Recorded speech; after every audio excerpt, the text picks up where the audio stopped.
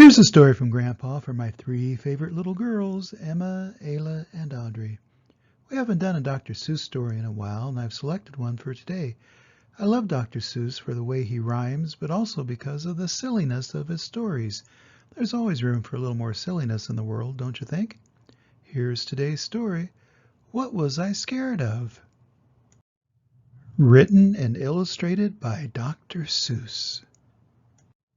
Well, I was walking in the night and I saw nothing scary, for I've never been afraid of anything. Not very. Then I was deep within the woods when suddenly I spied them. I saw a pair of pale green pants with nobody inside them.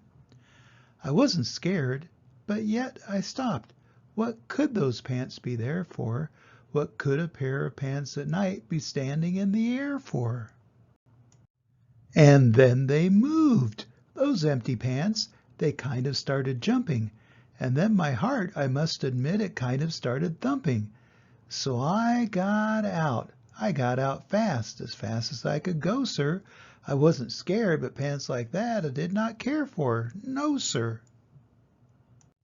After that, a week went by. Then one dark night in Greenwich, I had to do an errand there and fetch some Greenwich spinach.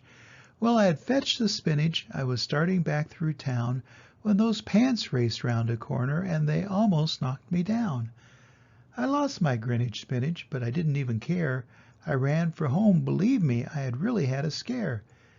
Now, bicycles were never made for pale green pants to ride 'em, especially spooky pale green pants with nobody inside 'em. And the next night I was fishing for doubt trout on Rover River when those pants came rowing toward me. Well, I started in to shiver. And by now I was so frightened that I'll tell you, but I hate to, I screamed and rowed away and lost my hook and line and bait too. I ran and found a brickle bush. I hid myself away. I got brickles in my britches, but I stayed there anyway. I stayed all night, the next night too. I'd be there still, no doubt, but I had to do an errand, so the next night I went out. I had to do an errand, had to pick a peck of snide in a dark and gloomy snide field that was almost 9 miles wide. I said, I do not fear those pants with nobody inside them. I said and said and said those words. I said them, but I lied them. Then I reached inside a snide bush, and the next thing that I knew, I felt my hand touch someone, and I'll bet that you know who. And there I was, caught in the snide, and in that dreadful place, those spooky empty pants and I were standing face to face. I yelled for help. I screamed. I shrieked. I howled. I yelled. I cried. Oh, save me from those pale green pants with nobody inside. But then a strange thing happened. Why, those pants began to cry. Those pants began to tremble.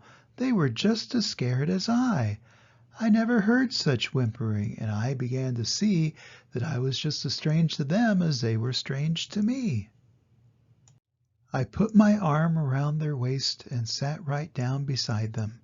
I calmed them down. Poor empty pants with nobody inside them.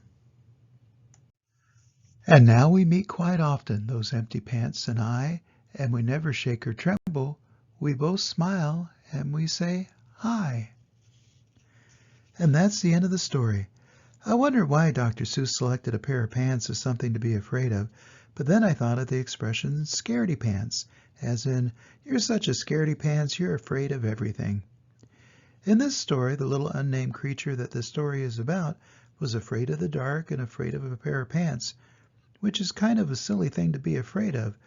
But the creature didn't know or understand the pants, and it frightened him. In the end, when the creature got to know the pair of pants, the pants were no longer frightening and they became friends, which is often the case in the real world. People are afraid of what they don't know or understand, and once they know or understand it, they're no longer afraid. When I was your age, our house had a basement that was dark and not used much, and it seemed to be the perfect place for monsters to hide, so I was afraid to go down there. As I got older and spent more time in the basement, it no longer frightened me and actually became a fun place for me to spend time. What are you girls afraid of? Whatever it is, I bet that in a few years you won't be afraid of it anymore. That's just the way the world works. Always remember that Grandpa loves you, and I hope to see you soon. Bye-bye.